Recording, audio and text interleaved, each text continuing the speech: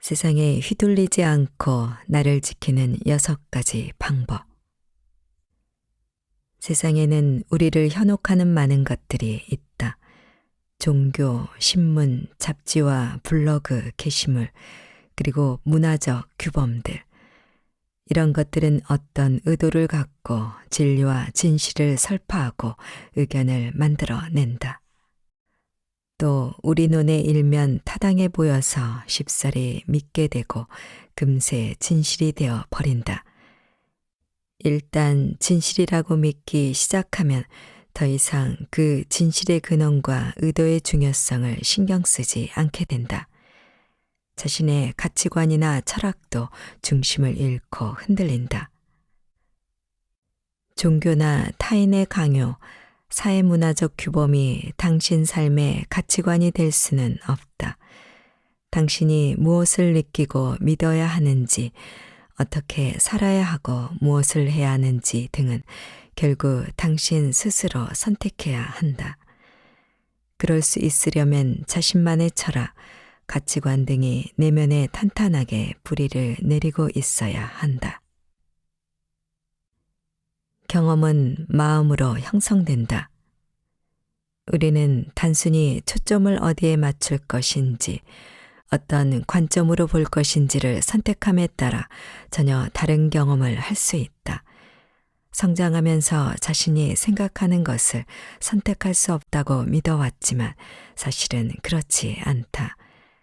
생각의 관점을 바꾸면 우리의 경험도 달라진다. 자아라는 개념은 환상이고 관념일 뿐이다. 나는 누구인가라는 질문은 눈에 보이지 않는 본질이고 에너지다. 그게 전부다. 그래서 오래 지속될 수도 없고 자신을 어떤 사람이라고 정확히 정의할 수도 없다. 자신을 온전히 이해하는 게 그토록 힘든 것도 그런 이유 때문이다. 당신은 습관과 반복적인 일, 맡은 역할이 제공하는 한정된 타이틀과 직위 그 이상의 존재다. 하지만 우리는 대체로 어떤 역할이나 다른 사람들이 우리를 바라보는 시선을 통해 자기 자신을 이해한다. 예를 들어 작가, 교사, 엄마, 학생, 농구 선수, 좋은 사람 등 우리는 남들이 부여한 역할과 우리를 보는 시선에 맞춰 자신을 바라보는 시선을 바꾸려고 애쓴다. 자아에 대한 개념을 터득하는 것은 자신이 누구이고 무엇을 하는가에 대한 환상을 펼치면서도 자신이 그 환상에 휘둘릴 수 있다는 사실을 아는 것이다. 당신은 아무것도 믿을 필요가 없다. 단지 그 순간의 진실이라고 느끼는 것을 따르면 된다. 어떤 질문이나 특정한 가치체계나 신념을 고수하는 것은 문제가 있다. 특히 누군가의 교리나 가르침에 따라 마음속에 각인된 목소리를 소중히 여길 때 당신은 자기 자신보다 그 목소리를 더 신뢰하게 된다.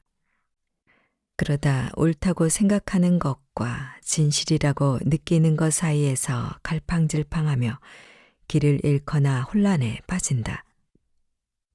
현재의 신념을 넘어 생각과 느낌으로 확장하고 성장할 수 있는 능력을 자신에게 허용해야 한다. 행복으로 향하는 길은 애착을 버리는 것이다. 물론 인생의 결과를 전혀 신경 쓰지 않는 것은 불가능한 일이다. 하지만 애착을 버리는 것이 결과를 신경 쓰지 않는 것보다 훨씬 더 간단하면서도 더 많은 결과를 얻게 한다. 이 세상의 모든 것이 당신에게 도움이 된다는 것만 이해하면 된다. 때로는 어떤 일을 하는 것보다 아무것도 하지 않더라도 그냥 존재하는 것 자체가 더 중요하다. 명상에 잠기는 방법은 다양하지만 그 중에서 가장 쉬운 것은 그냥 가만히 앉아 있는 것이다. 사실 아무것도 안 하는 것은 심오한 수행 기술이다. 이는 마음의 물줄기를 잠재우고 당장 인정하고 치유해야 할 것을 끌어내며 삶에서 느끼는 애착과 책임감 대신 자아와 깊이 연결되도록 도와준다. 여기서 중요한 점은 이것이다. 당신이 하는 일은 당신 그 자체가 될 수 없다. 당신은 당신 자체로 존재한다. 따라서 명상훈련과는 별도로 휴식을 취하고 회복하며 성찰할 시간을 갖는 것이 가장 중요하다. 자신의 마음과 인생을 객관적으로 바라보는 관찰자가 될 수 있다. 생각을 선택할 수 있음을 아는 것은 중요하다. 하지만 모든 것을 객관적으로 볼 수 있다면 어떤 것을 더 소중하게 여길지 결정할 수 있다는 사실을 깨닫는 게 더 중요하다. 절차에 따라 명상훈련을 하다 보면 종종 자기 생각의 흐름을 제3자의 시선으로 관찰할 수 있다. 여기서 중요한 것은 생각이 당신 자체가 아니라는 점이다. 당신이 느끼는 감정도 당신이 아니다. 당신은 생각과 감정을 경험하는 존재이며 어떤 것을 소중하게 생각하고 행동해야 할지를 결정하는 주체다.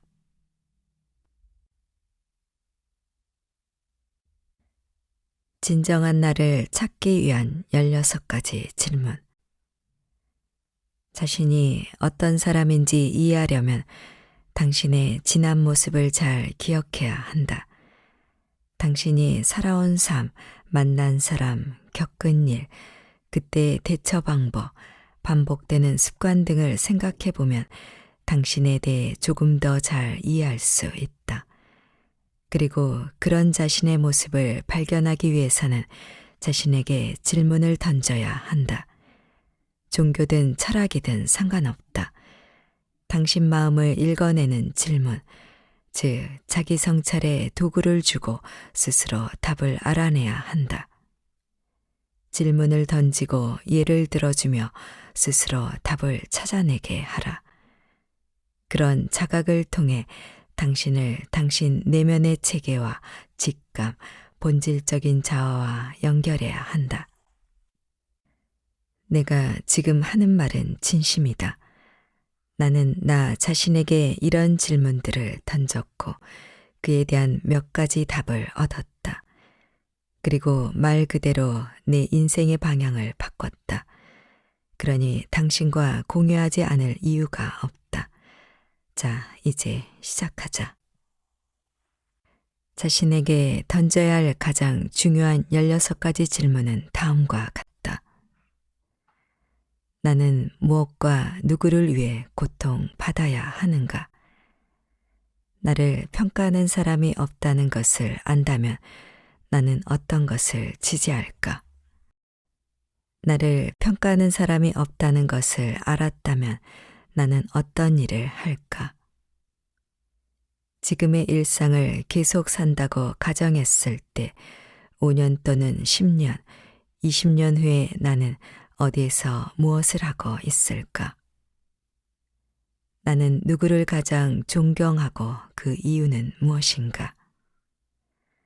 나에 관해 남들이 몰랐으면 하는 것은 무엇인가? 직접 겪으면서 절대 극복하지 못할 것이라고 생각했던 경험은 어떤 것이었나? 그때는 왜 그것이 극복할 수 없는 일로 보였을까?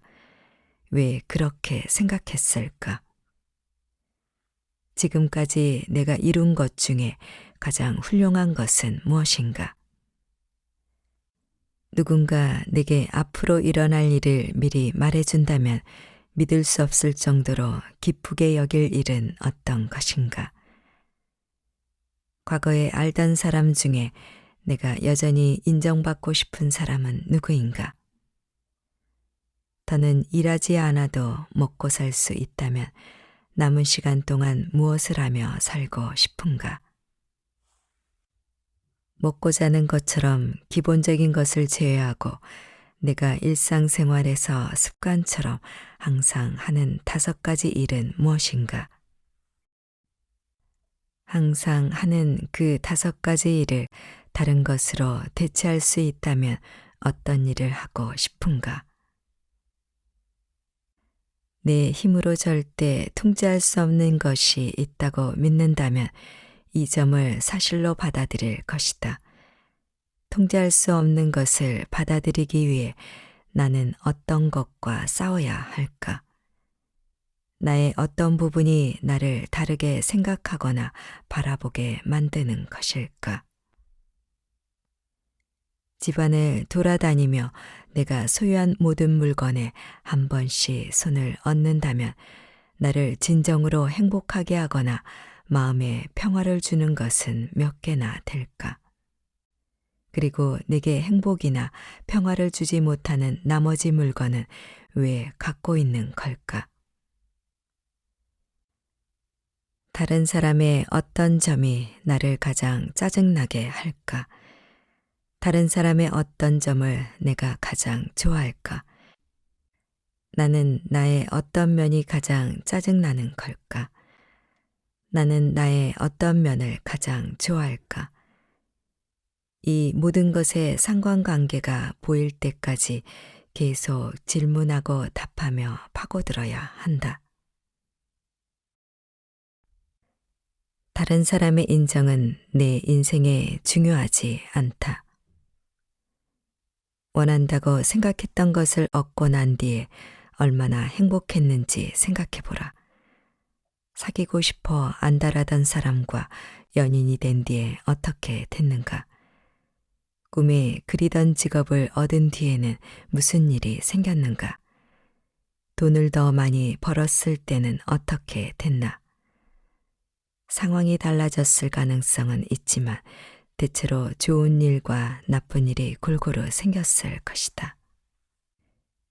지금까지 살아오면서 불완전하지만 애정을 경험했던 것들의 명단을 작성해보라. 꿈에서나 볼 수 있는 낭만적인 애인과 절친들, 직업을 적어보자. 누가 봐도 매력 없고 정신적으로 불안하며 불완전했던 사람들. 그럼에도 그들이 소유했던 모든 것을 적어보자. 당신이 작성한 명단과 목록은 완전해야만 좋은 사람이 되는 것은 아니라는 사실을 보여주는 증거다. 남들과 공유하는 SNS도 없고 당신이 하는 일을 아무도 모른다면 당신은 과연 어떤 일을 할 것인지 스스로에게 물어보라. 이번 주 토요일에는 무엇을 하고 당장 오늘 밤에는 무엇을 할까? 직장 생활의 목표는 무엇일까? 다른 사람들의 시선이라는 렌즈를 통해 조용히 자기 자신을 감시하지 않는다면 당신은 누구와 어울리며 어디서 살 것인가? 돈에 얽매이지 않고 무엇이든 할 수 있다면 당신은 과연 어떤 일을 할 것인지 자기 자신에게 물어봐야 한다. 이런 질문은 중요한데도 많은 사람이 무시해 버린다. 그들은 이 질문의 진위를 이해하지 못하기 때문에 무시하는 것이다. 이런 질문들에 답하는 것은 중요하다. 이 질문들에 답을 함으로써 당신이 어떤 것을 중요하게 여기는지 알 수 있기 때문이다. 그리고 그 답을 알아야 자신이 어떤 사람인지 제대로 이해할 수 있다. 멋있게 보이거나 멋진 일을 했음을 증명하기 위해서가 아니라 행복한 순간을 기억하기 위해 사진을 찍어라. 휴대폰에 행복한 순간들을 기록하는 특별한 앨범을 만들어라. 기분이 좋거나 어떤 일을 신나게 즐기거나 특별한 느낌을 받으면 지금 당신 앞에 있는 게 무엇이든 사진을 찍어 올려라. SNS는 그럴 때 쓰라고 있는 거니까 말이다. 세월이 흐른 뒤에 대충 찍은 이 사진들을 들여다보면 그 당시에 느꼈던 감정이 고스란히 되살아날 것이다. 또한 자신에게 중요한 순간과 다른 사람에게 중요한 순간이 다를 수 있다는 것도 알 수 있다. 당신을 있는 그대로 인정하는 사람과 일일이 따져가며 평가하는 사람들을 구분해야 한다. 당신을 평가하는 사람들이 당신에 대해 하는 말에 귀 기울이지 마라. 그들이 원하는 당신의 모습에 당신을 맞출 필요 없다. 왜냐하면 그들은 실체가 없는 사람들이기 때문이다. 오직 당신만이 자기 자신을 평가할 수 있다. 타인의 시선에서 벗어나는 첫 단계는 당신이 신경 쓰는 그 사람들이 실제로 존재하지 않음을 깨닫는 것이다. 당신을 가장 질투하게 만드는 게 무엇인지 생각해 보라. 우리가 다른 사람을 질투하고 부러워하는 이유는 자신의 내면에 충실하지 못하기 때문이다. 뛰어난 외모를 가진 사람을 질투하는 이유는 그 사람처럼 되고 싶어서가 아니라 자기 자신에 대한 사랑이 부족하기 때문이다. 성공한 작가를 질투하는 것은 사람들에게 칭송받고 싶어서가 아니라 자신은 성공하기 위해 그만큼의 노력을 기울이지 않았음을 알기 때문이다. 1년 중 가장 중요한 날을 어떻게 보내는지 다시 생각해 보라. 대체로 명절에만 보는 친척들이나 유대감이 전혀 없는 사람들 또는 만나면 마음이 불편한 사람들과 중요한 날을 보낸다. 이렇게 중요한 날들은 당신을 사랑하는 사람들을 대접하기 위해 파티를 열고 함께 식사하며 선물을 나누는 데 사용해야 한다. 자신의 감정을 억누르며 도덕적 의무감 때문에 아무 의미도 없는 사람들과 앉아 꾸역꾸역 밥을 먹을 필요는 없다. 의미 없는 물건은 전부 버려라. 우리는 물건으로 존재감을 과시하는 경우가 많은데 특히 자신을 특별한 존재로 보이려는 의도로 어떤 물건을 샀다면 그것은 반드시 버려야 한다. 우리가 지닌 물건이 경험을 만들어 낸다. 또한 우리가 보는 것과 느끼는 것을 만들어 낸다. 매일 함께하는 물건은 우리를 투영하는 수단이다. 그러니 진정 나다운 물건만을 소유하라. 그렇다고 무소유를 주장하거나 가난하게 살아야 한다는 뜻은 아니다. 자신의 목적에 부합하거나 의미가 있는 물건만 지니고 허영심을 뽐내기 위한 물건을 소유하지 말라는 뜻이다. 쓸데없는 물건을 버리면 삶이 달라진다. 그리고 그렇게 하려면 큰 결심이 필요하다. 자신에게 물어보라. 아무도 나를 판단하지 않는다는 것을 안다면 나라는 존재는 어떤 의미일까? 자신이 정한 사회적 기준을 전부 걷어낸다면 애초 당신이 원했던 것이 보일 것이다. 다른 사람의 시선을 염두에 두지 않는 진짜 자신의 모습 말이다. 스스로에게 물어보라. 세상 사람 한 명 한 명에게 하나의 문장만 말할 수 있다면 나는 어떤 말을 할까? 혹시 다 괜찮아질 거야 라고 말할 것인가? 아니면 너무 걱정하지 마 또는 반드시 이길 수 있어 라고 말할까? 아니면 내 SNS를 구독하세요 라고 말할까? 사람들에게 해주고 싶은 말은 사실 자기 자신이 남들에게 가장 듣고 싶은 말이기도 하다. 결국 남에게 하고 싶은 말이 자신에게 가장 하고 싶은 말이다.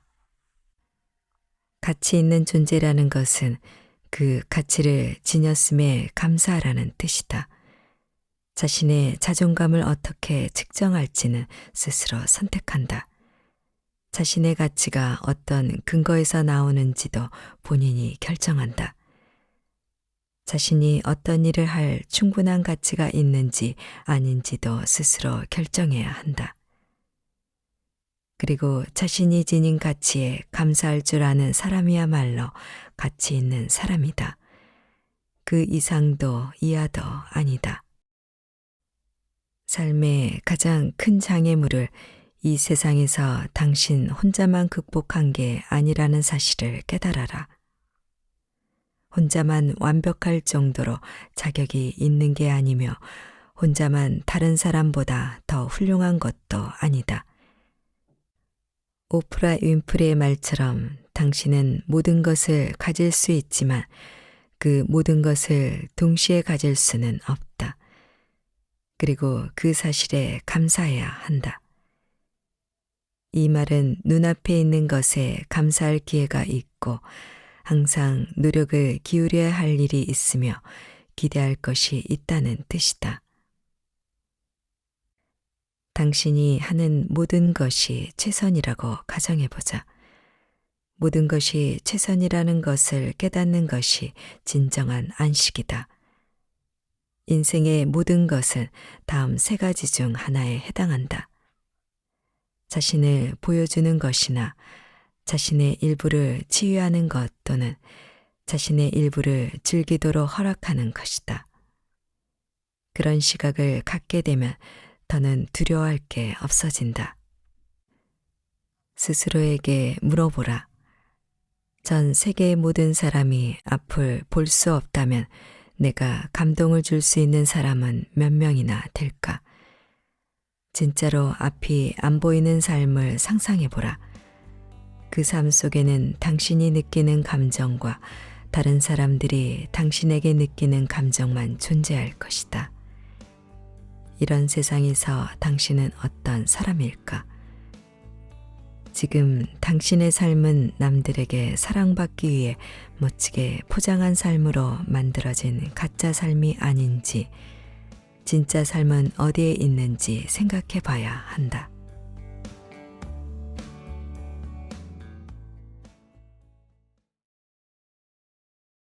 당신을 행복하게 만드는 선택의 공통점.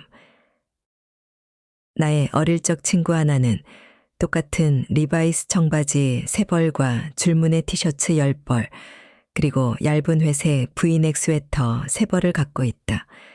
그는 매일 같은 옷을 입고 출근을 한다. 사람들은 그에게 왜 같은 옷을 고집하는지 물어보았다. 그의 동료와 지인들 중에선 이틀 이상 같은 옷을 입고 다니는 이가 거의 없다.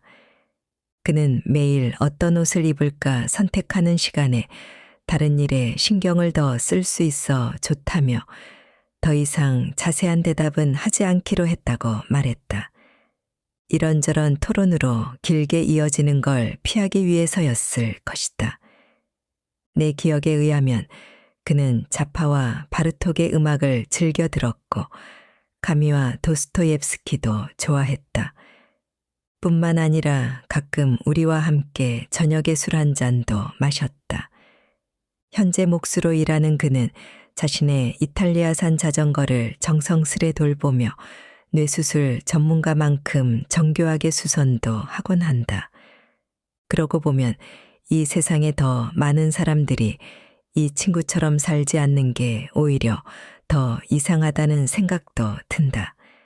1800년대 중반의 서유럽 사람들에게는 어떤 선택의 자유가 있었는지 짚고 넘어가 보자.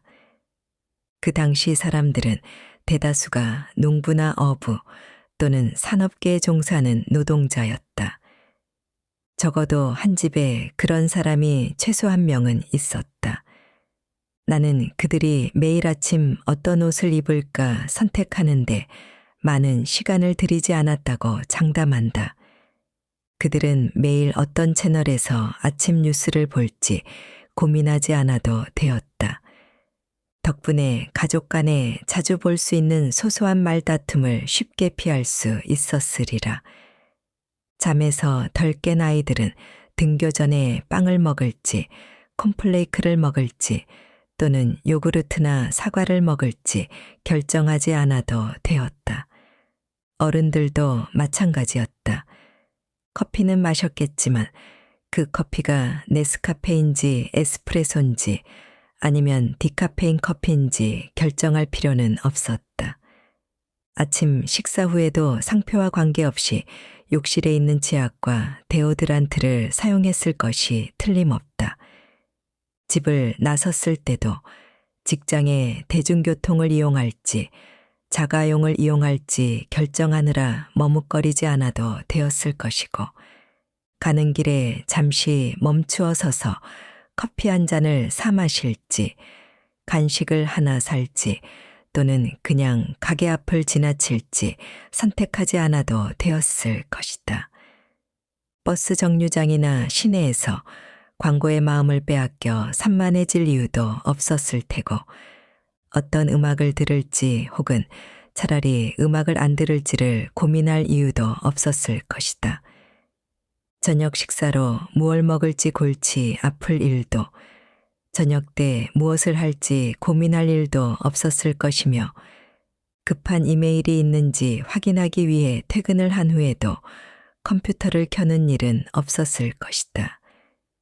배우자와 자식과 커리어처럼 더 크고 중요한 문제들에 대해서 오늘날의 우리와 비교해보면 1800년대 사람들의 선택의 폭은 그다지 넓지 않았다.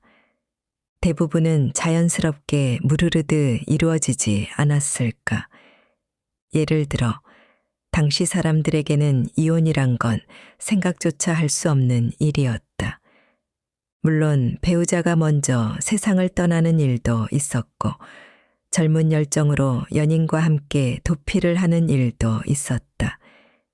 적어도 제인 오스틴의 소설을 보면 당시 어려운 선택을 내려야 할 곳에는 항상 사랑이 주요한 원인 제공을 하고 있었다. 그렇다면 그 당시 사람들은 세월이 흐르면 흐르는 대로 모든 것을 자연스럽게 받아들이는 대신 진실로 삶의 의미를 부여해주는 다른 무언가에 관심을 두었던 것일까?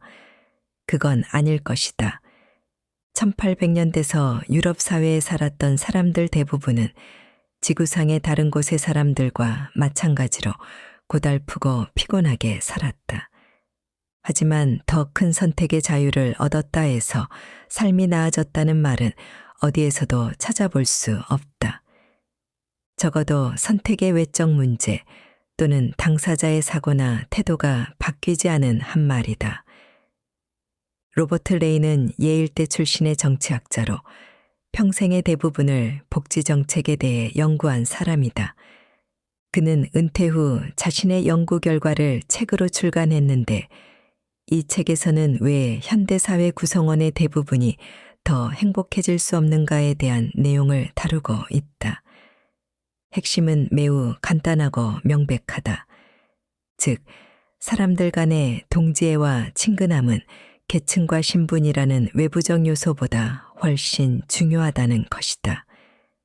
우리 사회는 필요 이상으로 돈과 신분의 상징, 그리고 권력 등에 집착하고 있는데, 이런 것들은 행복의 요소와는 거리가 멀다. 대부분의 사람들은 그의 결론에 동의할 것이라고 믿는다. 하지만 자신의 삶이나 이웃의 삶을 돌아볼 경우, 또는 유명한 일간지나 잡지에서 폭포처럼 쏟아내는 구인 광고, 선전, 세상에 대한 개념 등을 접할 경우, 또는 미래의 우선적 정책에 대해 말하는 정치가들의 연설을 듣게 될 경우 우리의 생각은 조금 달라질지도 모른다. 특히 소득이 증가해도 사람들의 행복은 커지지 않는다는 여러 문서들을 보다 보면 레인과 같은 사람들이 풀어야 할 숙제가 있다는 것도 쉽게 느낄 수 있다. 음식과 옷을 구할 돈도 없고 아이들을 학교에 보내지도 못할 처지에 있다면 소득이 증가할 때 만족감도 이에 비례해서 함께 증가할 것이다. 하지만 레인이 내렸던 결론은 이런 사람들이 아니라 국제 중산층을 바탕으로 한 것이다. 여기서 주관적인 삶의 만족도에서 항상 놀라울 정도로 상위권을 차지하는 방글라데시를 예로 든다면 그 이유를 설명할 수 있을까? 방글라데시에는 가난한 자들과 부유한 자들 간의 차이가 비교적 적은 편이다. 적어도 대부분의 지역 사회에서는 그렇다. 방글라데시의 가정은 거의 대부분이 대가족으로 이루어져 있으며 그 구성원들은 매우 가까운 관계를 유지하고 있다. 따라서 기쁜 일이나 슬픈 일이 생겼을 때 이들에게는 항상 이를 함께 나눌 가족들이 옆에 있는 셈이다. 국민 대부분은 종교를 믿으며 동시에 극단적인 권위나 독재 정치 또는 극단적 근본주의에 입각한 정치와는 거리가 먼 나라에서 살아왔다. 그렇다고 해서 지금 가난을 찬양하는 것은 아니다. 하지만 가정마다 별장을 지니고 있고 자동차는 물론 온갖 전기전자 제품들을 소유한 북유럽 국가 국민의 소득보다 실제적으로 몇 배는 낮은 소득 수준을 유지하고 있는 방글라데시 국민이 진실로 스스로 행복하다고 여기는 사실, 이 점을 우리는 다시 한번 생각해 보아야 하지 않을까. 도대체 우리가 잊고 있는 것은 무엇인가? 베리 슈바르츠가 쓴 꽤 유익하고 재미있는 책을 읽은 적이 있다. 선택의 패러독스라는 이 책에서는 선택의 자유가 증가할수록 사람들은 더 큰 절망감에 사로잡히게 된다고 말한다. 이 책을 읽는 동안 나는 방글라데시를 떠올리지 않을 수 없었다. 그는 북아메리카 지역 사람들이 시간이 흐름에 따라 더 큰 선택의 자유를 누리게 됨과 동시에 이들이 느끼는 전반적인 만족감은 줄어들었다고 했다. 선택의 가능성이 무수할 경우 사람들은 결정력의 마비를 경험하게 되거나 가장 먼저 눈에 띄는 대안을 선택하게 된다. 또는 선택을 내리기까지 엄청난 시간을 소비하고 결과적으로 자신의 결정을 신뢰하지 못하게 되는 경우도 발생한다. 결론적으로 적당한 시간 내에 적절한 선택의 자유를 경험하게 될 때 사람들은 만족감을 얻는다. 가게에 치약의 종류가 단 하나밖에 없을 때 우리는 그 치약을 구입하면서 만족감을 얻는다.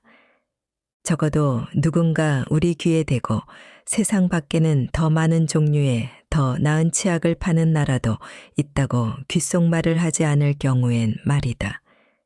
하지만 두세 개의 치약을 선택할 수 있는 자유가 있다면 우리는 더 만족하지 않을까. 서부 아프리카의 사헬 지역에 있는 한 레스토랑에는 메뉴에 단 2가지 음식밖에 보이지 않는다. 야생동물 고기와 곱창이 그것이다. 야생동물 고기는 말 그대로 영양이나 고슴도치 또는 여러 가지 동물의 몸통을 요리한 것으로 서유럽의 음식 문화권에서 생각조차 할 수 없을 정도로 역겨운 음식도 포함이 된다. 이런 메뉴를 제외하고선 대부분의 사람들은 아예 선택의 자유가 없는 것보다는 조금의 자유가 있는 것이 훨씬 낫다고 생각할 것이다.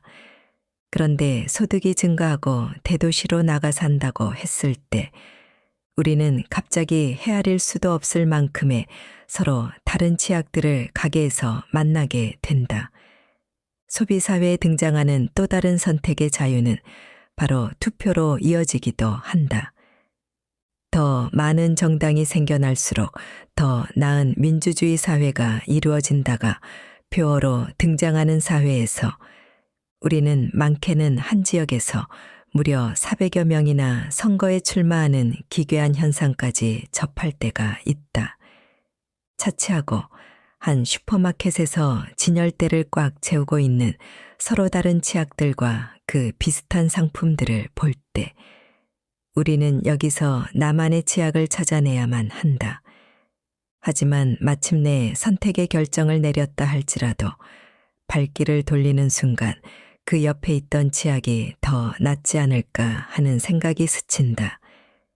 소비자로서 내린 스스로의 선택에 왠지 모를 불만이 스멀스멀 고개를 들 때 그 선택은 완벽한 것이라 할 수 없을 것이다. 전통적으로 대다수의 남성들은 옷차림에 관한 한 속수무책인 경우가 많다. 이런 부류의 남성들은 가끔 세상에 2가지 대안만 존재한다면 얼마나 좋을까 하고 상상해 보기도 할 것이다. 옷가게에 가서 푸른색이나 갈색 중 하나만 고를 수 있다면 얼마나 좋을까. 집에 갈색 옷이 있다면 선택은 더 쉬워진다. 더 이상 왈가왈부할 필요가 없을 테니까. 꽤 오래된 만화 시리즈 매드에서 이러한 선택의 자유에 대해 묘사한 적이 있다. 한 남자가 담배 한 갑을 사기 위해 가게에 들렀다. 담배 한 갑 주세요. 필터가 있는 것으로 드릴까요? 없는 것으로 드릴까요? 필터 있는 것으로 주세요. 맨솔이 함유된 것으로 드릴까요? 그렇지 않은 것으로 드릴까요? 없는 것으로 주세요. 마일드를 원하세요? 아니면 일반 담배를 원하세요?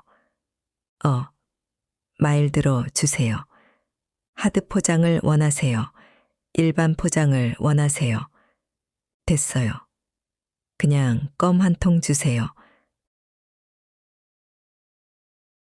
선택이라는 저주. 삶의 모든 면에서 선택의 자유를 최대한 누릴 수 있는 것이 무조건 더 나은 삶을 가져다 주리라고 생각하는 사람은 없을 것이다.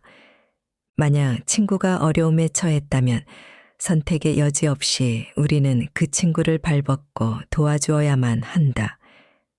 적어도 매번 못 본 척 등 돌릴 수는 없다.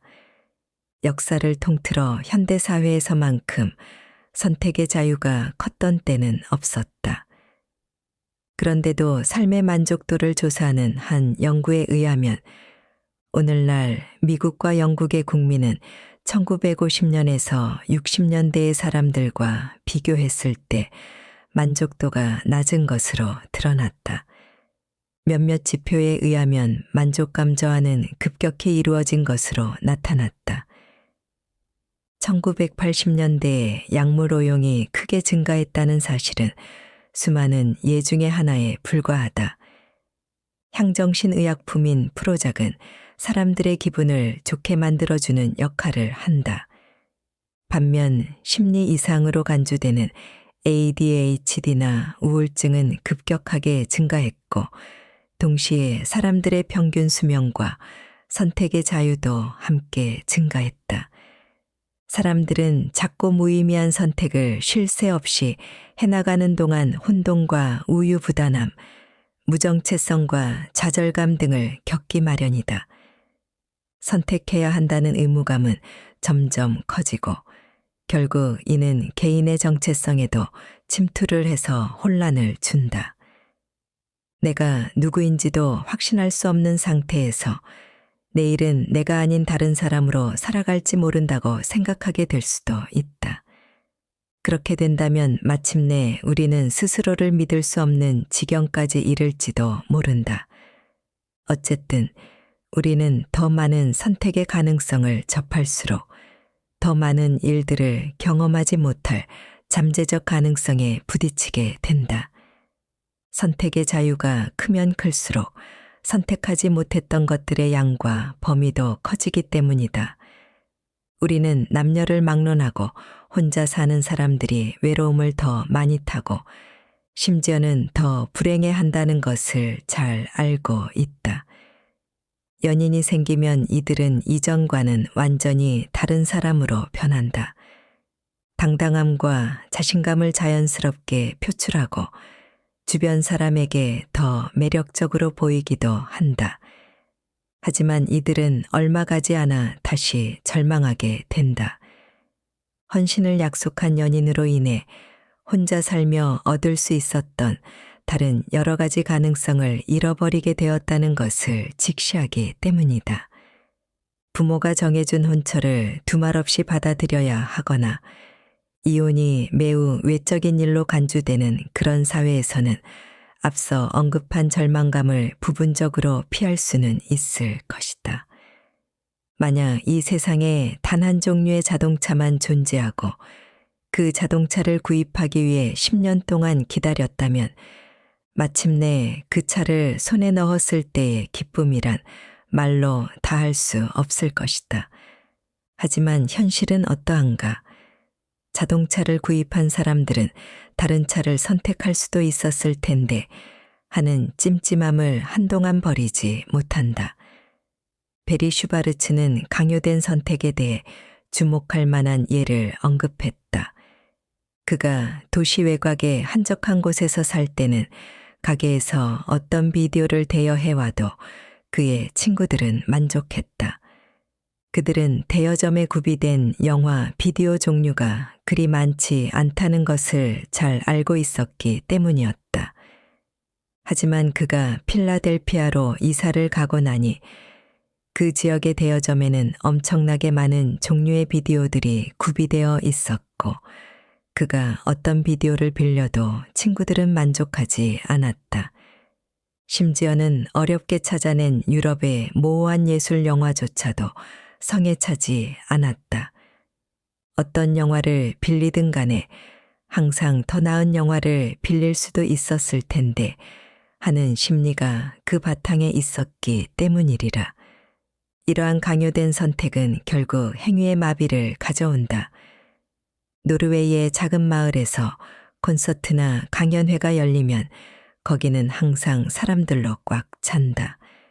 하지만 같은 콘서트나 강연회가 수도 오슬로에서 열릴 때면 그곳을 찾는 군중이 얼마나 될지 장담을 할 수 없다.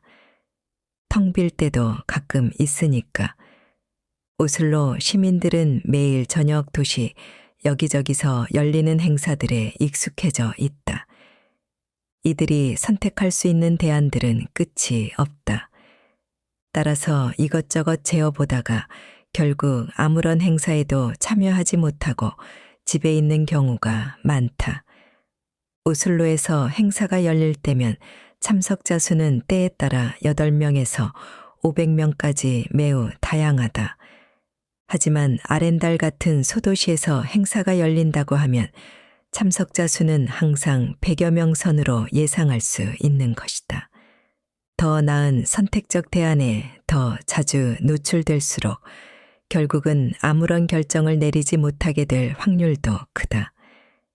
소비 행위의 일시적 매력이 사라지면 우리가 느꼈던 순간적 만족감도 함께 사라진다. 더욱이 필요도 없는 물건을 구입했을 때나 어떤 물건을 구입한 직후 같은 종류의 더 나은 물건을 발견했을 때는 더 그렇다.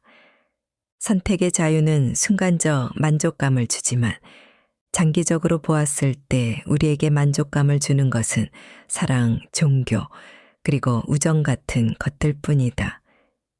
만약 이런 것들이 손닿지 않는 곳에 있다면 삶의 진정한 만족감을 느끼기가 쉽지 않을 것이다. 한편 선택의 자유는 환상에 불과한 것으로 여겨지기도 한다. 경제적 여건이 불충분할 경우 가게에서나 여행지 속의 카탈로그를 볼 때 자유로운 선택을 내리기가 힘들다. 또 그저 그런 지루한 일을 직업으로 삼고 있는 사람들이나 직장에서 요구하는 특별한 역할이 없는 사람들은 좀 더 마음에 드는 도전적인 일거리를 찾기가 쉽지 않다. 많은 사람들은 정작 중요한 선택을 내릴 수 있는 권리는 사라져 버렸다고 생각한다. 이를테면 컴퓨터의 색깔은 스스로 결정할 수 있지만 총체적인 정보사회에서 벗어나기란 거의 불가능하다. 또한 핸드폰의 벨소리는 직접 결정할 수 있지만 핸드폰 없이 생활하는 것은 불가능하다고 여긴다. 즉, 대부분의 사람들에게 선택이라는 문제는 배보다 배꼽이 더 큰 경우로 인지된다.